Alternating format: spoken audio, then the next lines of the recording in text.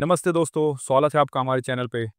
बहुत से लोगों ने बार-बार पूछा है कि हिंदू धर्म के ग्रंथों को पढ़ना और समझना शुरू कहाँ से करें।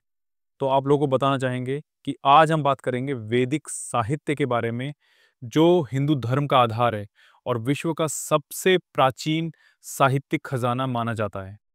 ये साहित्य ना केवल धार्मिक, बल्कि ऐतिहासिक, सांस्कृतिक और दार्शनिक दृष्टि से भी अनमोल है। तो चलिए इस रोचक और ज्ञानवर्धक यात्रा को शुरू करते हैं। वैदिक साहित्य प्राचीन भारत का वो साहित्य है जो हजारों वर्षों से हमारी संस्कृति और आध्यात्मिकता का आधार रहा है। इसमें चार वेद, ऋग्वेद, यजुर्वेद, सामवेद और अथर्ववेद के साथ साथ ब्राह्मण ग्रंथ, आरण्यक और उपनिषद शामिल है। इसे श्रुति साहित्य कहा जाता है क्योंकि इसे सुनकर और मौखिक परंपरा के माध्यम से पीढ़ी दर पीढ़ी हस्तांतरित किया गया। हिंदू मान्यता के अनुसार सृष्टिकर्ता ब्रह्मा ने परम ब्रह्म की वेद ध्वनि को सुना और इसे ऋषियों को सौंपा।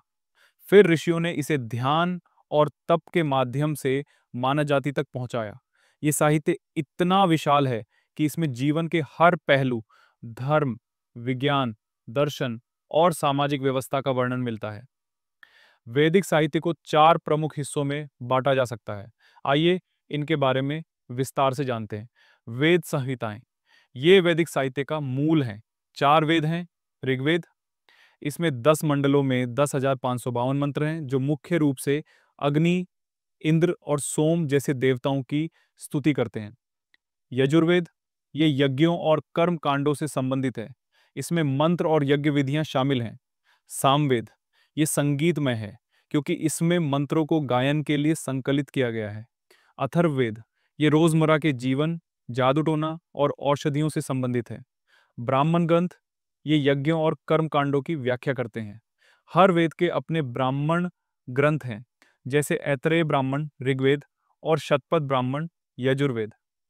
ये हमें प्राचीन भारत में यज्ञों के महत्व और उनके विधि विधानों के बारे में बताते हैं। आरण्यक, ये ग्रंथ वन्यवासियों या सन्यासियों के लिए लिखे गए थे। ये यज्ञों के आध्यात्मिक अर्थ और ध्यान की प्रक्रियाओं पर जोर देते हैं। उपनिषद, ये वैदिक साहित्य का सबसे दार्शनिक हिस्सा है।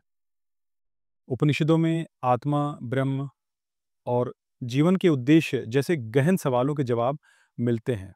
उदाहरण के लिए बृहदारण्यक उपनिषद और छांदोग्य उपनिषद में अहम ब्रह्मास्मि जैसे सूत्र हमें आत्मज्ञान की ओर ले जाते हैं। वैदिक साहित्य वैदिक संस्कृत में लिखा गया है, जो सामान्य संस्कृत से थोड़ा जटिल और पुरातन है। इसकी भाषा काव्यात्मक और प्रतीकात्मक है। उदाहरण के लिए ऋग्वेद का एक मंत्र कहता है, अग्निमीळे पुरोहितम यज्ञस्य देवमृत्विजम। इसका अर्थ है कि हम अग्नि की स्तुति करते हैं, जो यज्ञ का पुरोहित और देवता है।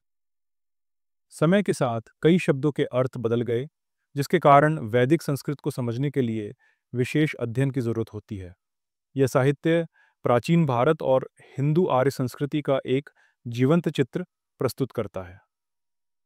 वैदिक साहित्य का समय निर्धारित करना एक जटिल विषय है।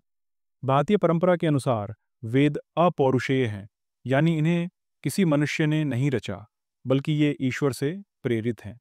इसलिए इनका काल अनादि माना जाता है। लेकिन आधुनिक विद्वानों ने इसे 200 और 500 ईपू से 600 ईपू के बीच का माना है।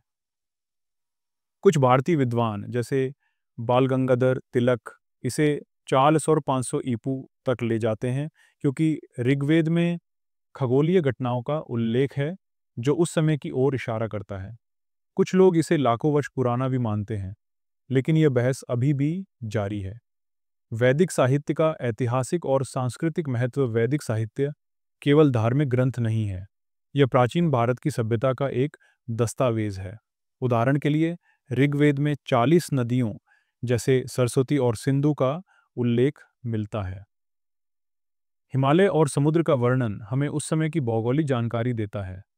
साथ ही यह साहित्य प्राचीन सामाजिक व्यवस्था, कृषि और युद्ध के बारे में भी बताता है। यज्ञों का महत्व, जो सामाजिक और धार्मिक एकता को बढ़ावा देते थे, इसमें स्पष्ट रूप से देखा जा सकता है।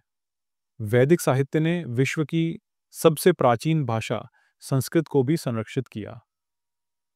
आज के आधुनिक युग में भी वैदिक साहित्य की प्रासंगिकता कम नहीं हुई है। उपनिषदों के दर्शन ने योग, ध्यान और आध्यात्मिकता को वैश्विक स्तर पर लोकप्रिय बनाया। उदाहरण के लिए वसुधैव कुटुंबकम जैसे सूत्र हमें विश्व बंधुत्व का संदेश देते हैं। पर्यावरण संरक्षण, सामाजिक समरसता और ज्ञान की खोज जैसे मूल्य आज भी हमें प्रेरित करते हैं।